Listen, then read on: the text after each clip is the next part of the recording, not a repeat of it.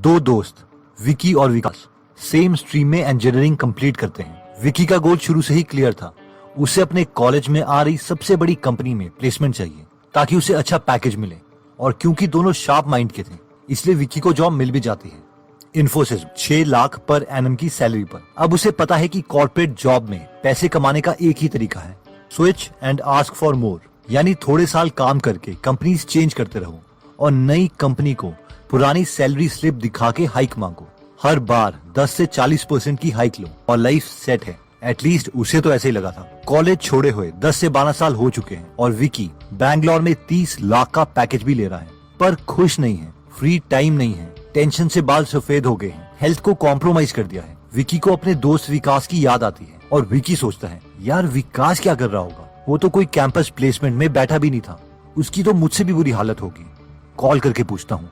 विकी विकास को कॉल करता है और पूछता है, हाँ भाई क्या चल रहा है? पहचाना, मैं विकी बोल रहा हूँ। यार इतने सालों से हमने बात ही नहीं की। विकास कहता है, बढ़िया है यार, मैं ठीक हूँ, तू सुना क्या चल रहा है, कहाँ है आजकल? विकी, बस यार कहाँ हूँगा, बैंगलोर में हूँ, कॉर्पोरेट के धक्के खा रहा हूँ। और थोड़ी प्राउड फीलिंग के साथ बोलता है, हाँ लगा है 30 लाख का पैकेज, अभी कंपनी चेंज करूंगा, नेक्स्ट कंपनी से 35 लाख मांग रहा हूँ, तू सुना क्या चल रहा है? विकास, बस यार तुझे कॉलेज में बताया तो था, मुझे फाइनेंशियल फ्रीडम और टाइम फ्रीडम दोनों चाहिए, अपना काम स्टार्ट करूंगा, यही कहा था, वही कर रहा हूँ, खुद का छोटा सा बिजनेस है। विकी, गुड यार, कितना कमा लेता है? विकास, बस यार थोड़े बहुत कमा लेता हूँ। विकी, बता साले कितने कमाता है? विकास, बस कर लेते हैं 1 से 2 करोड़ का बिजनेस पर मंथ। विकास शॉक्ड, वाह यार तूने तो बड़ा एक्सपैंड कर लिया, तू तो सही निकला। विकास, हाँ तुझे बोला तो था यार, मैं मालिक बनना चाहता हूँ, नौकर नहीं।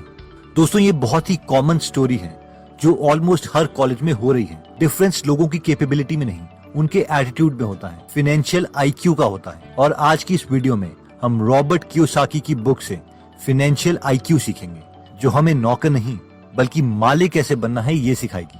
तो सबसे पहला फाइनेंशियल आईक्यू आता है मेकिंग मोर मनी।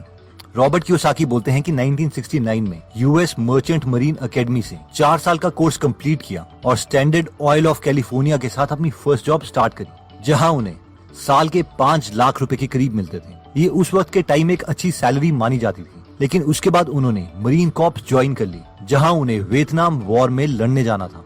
उस वक्त उनके सारे दोस्त वॉर में नहीं जाना चाहते थे, लेकिन उन्हें लगा कि उन्हें अपने देश के लिए कुछ करना चाहिए। लेकिन मरीन कॉर्प्स ज्वाइन करने के लिए उन्हें एक पे कट लेना पड़ा और एक मरीन कॉर्प को साल के सिर्फ 25,000 रुपए मिलते थे। 5 साल मरीन कॉर्प ज्वाइन करने के बाद वो दोबारा से सिविलियन बन गए और उनके सामने सबसे बड़ा चैलेंज फाइनेंशियल आईक्यू नंबर 1 बना, यानी मेकिंग मोर मनी, ज्यादा पैसे कमाने का चैलेंज। रॉबर्ट कहते हैं कि मैंने दोबारा से स्टैंडर्ड ऑयल कंपनी ज्वाइन करने के बजाय एक और पे कट लिया और ज़ेरॉक्स कंपनी ज्वाइन कर ली, जहां मुझे सिर्फ 720 रुपए पर मंथ मिलते थे। मेरी फैमिली को लगा कि वॉर के बाद मेरा दिमाग खराब हो गया है, इतनी कम सैलरी में मैं काम कैसे कर सकता हूँ।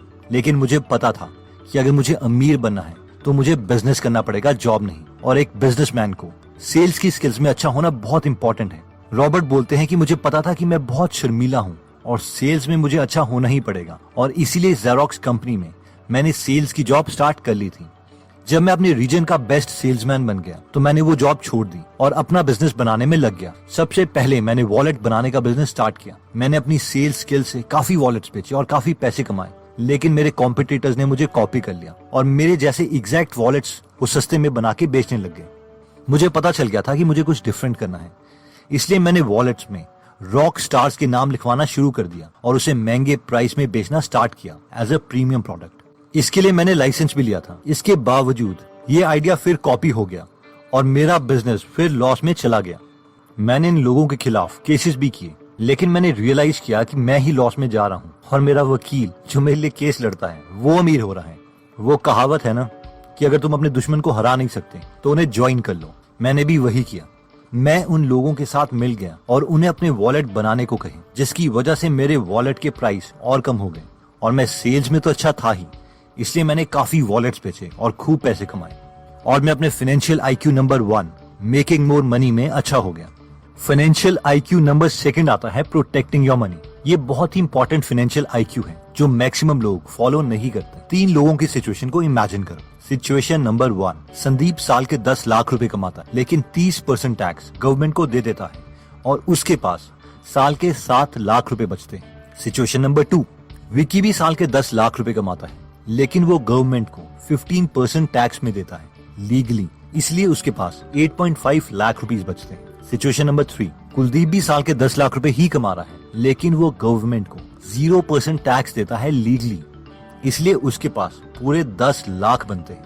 तीनों ने मेहनत बराबर करी, पैसे भी इक्वल कमाए, लेकिन आपकी नजरों में फाइनेंशियल IQ किसका ज्यादा अच्छा होता है? ऑब्वियसली कुलदीप का, क्योंकि वो अपने पैसों को प्रोटेक्ट करना जानता है। अब हम में से कई लोगों को ये बहुत अजीब सा आइडिया लगेगा कि यार एक सिविलाइज्ड सोसाइटी में हमारा फर्ज बनता है कि हमें टैक्स देना चाहिए, बट रॉबर्ट इसके लिए एक कहानी बताते हैं। एक बार एक सोशलिस्ट फार्मर के पास आता है और उसे सोशलिस्ट पार्टी ज्वाइन करने के लिए कहता है। फार्मर कहता है कि यार ये सोशलिस्ट कौन होते हैं, कोई एग्जाम्पल तो दो।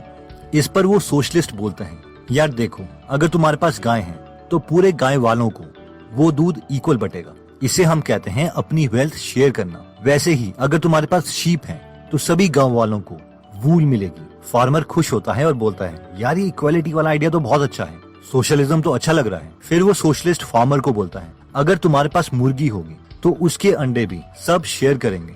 इस पर फार्मर को गुस्सा आ जाता है, वो बोलता है, निकल जाए यहाँ से, मुझे नहीं कोई सोशलिस्ट बनना। इस पर वो सोशलिस्ट बोलता है, गाय के दूध और शीप की कॉटन को शेयर करने के लिए तो तुम खुश थे। जिस पर फार्मर बोलता है, हाँ, क्योंकि मेरे पास गाय और शीप नहीं है, मेरे पास मुर्गियां बहुत हैं। Moral of the story is, share करने के लिए सब राजी हो जाएंगे, बट कंडीशन ये है कि उन्हें खुद से कुछ ना देना पड़े। और रियल वर्ल्ड में भी ऐसा ही होता है।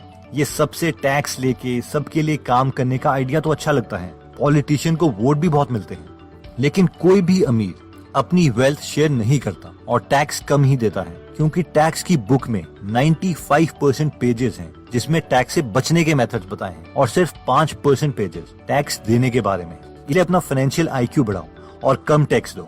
अगर किसी कॉज के लिए डोनेट करना है तो उस कॉज में डायरेक्टली डोनेट करो। नेक्स्ट फाइनेंशियल IQ 3 आता है बजटिंग योर मनी।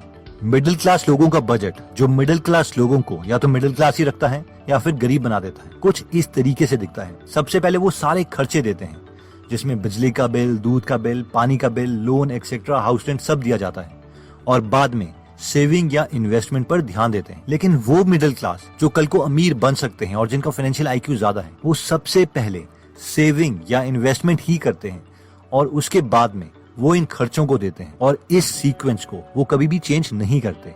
रॉबर्ट बताते हैं कि उन्होंने और उनकी वाइफ किम ने एक अकाउंटेंट रखी थी जिसका नाम था बेटी।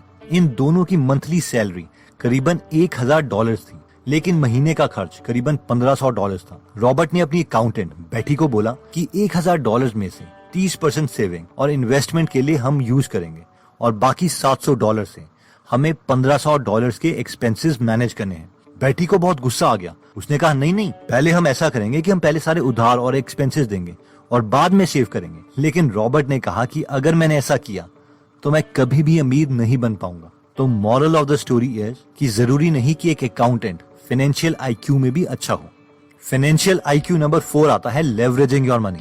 जैसे गाड़ी की स्पीड तेज करने के लिए एक्सीलरेटर होता है, उसी तरीके से पैसों को जल्दी ग्रो करने के लिए लेवरेज होती है।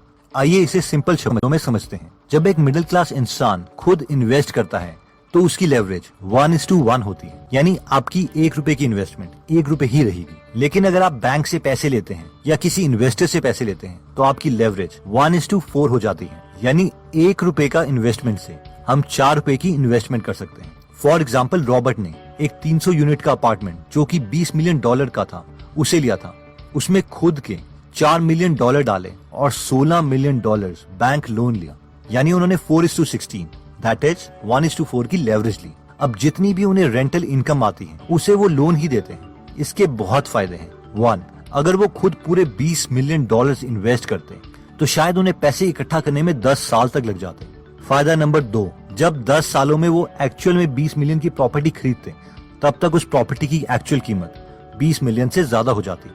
फायदा नंबर 3, अगर उनके पास एक्चुअल में $20 मिलियन थे तो वो $20 मिलियन के बजाय बैंक की मदद से $100 मिलियन की प्रॉपर्टी खरीद सकते थे, यानी अपनी इन्वेस्टमेंट को मल्टीप्लाई कर सकते थे। अब ऑब्वियसली ये लोन लेने की स्ट्रैटेजी और प्रॉपर्टी सिलेक्ट करने की स्ट्रैटेजी, इसके लिए भी उन्हें नॉलेज चाहिए, और इसीलिए फाइनेंशियल IQ नंबर 5 बहुत इंपॉर्टेंट है, जो कहता है improving your financial information. Robert बोलते हैं कि 2 साल पहले मैंने और मेरी वाइफ ने डिसाइड किया कि हम एक बेंटली कार खरीदेंगे।